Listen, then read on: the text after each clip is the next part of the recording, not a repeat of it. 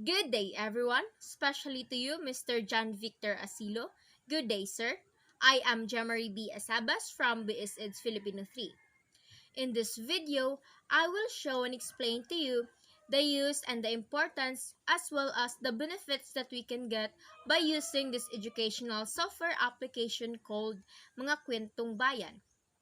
This educational software application is very applicable and useful, especially for those Filipino subject teachers and students.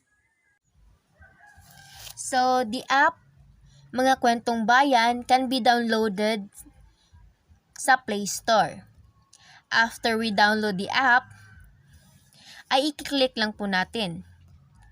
I-click natin yung app na Mga Kwentong Bayan. So, this educational software application contains different Filipino stories. Malaking tulong ang app na ito upang mas mabilis tayong makahanap ng mga kopya ng iba't ibang alamat, kwento, epiko, awit at iba pang akdang pampanitikan na napapaloob rito. Ito ay magagamit ng mga guro at mag-aaral, lalo na po yung nagpapakadalubhasa sa wikang Filipino, dahil hindi lang basta kopya ng mga kathaang napaparito, ngunit makatutulong ito upang mas mahasa tayo sa pagbabasa ng mga kwento na ginamitan ng wikang Filipino. Makikita natin dito sa homepage ang iba't ibang categories. So, ito yung mga recent na binasa at iklinik ko. Narito naman ang mga kategorya sa kwentong bayan,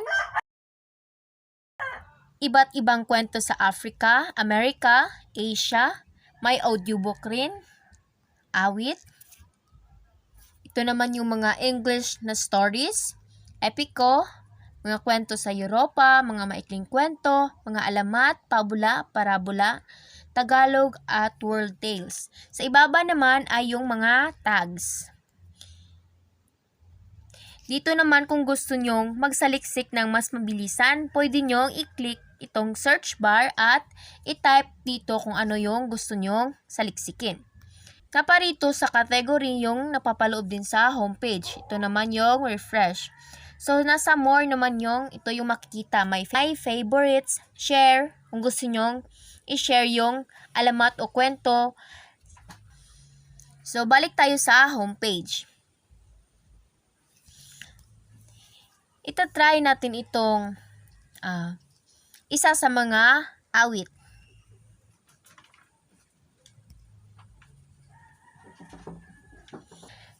Siyempre, dahil awit siya, may tunog ito. Ito ay pinamagatang 10 mga daliri.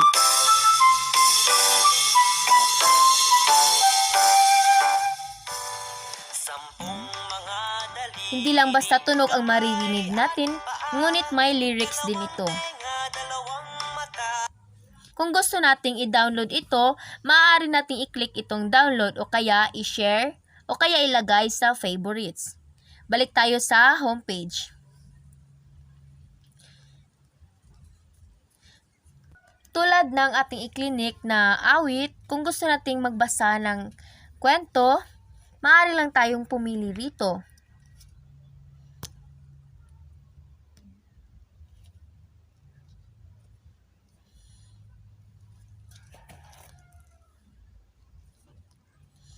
So, napakaraming pagpipilian. Page 1 pa lamang yan.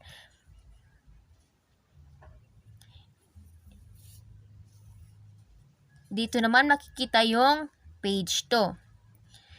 So, kung gusto nating basahin ang kwentong Pinocchio, so i-click lang natin, tapos lalabas rito yung script ng kwento.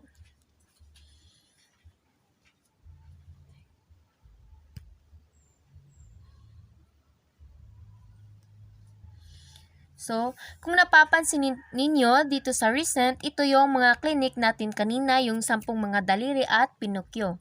Mabilis at simple lang ang paggamit sa app na ito, ngunit makabuluhan. Yun lamang po at maraming salamat.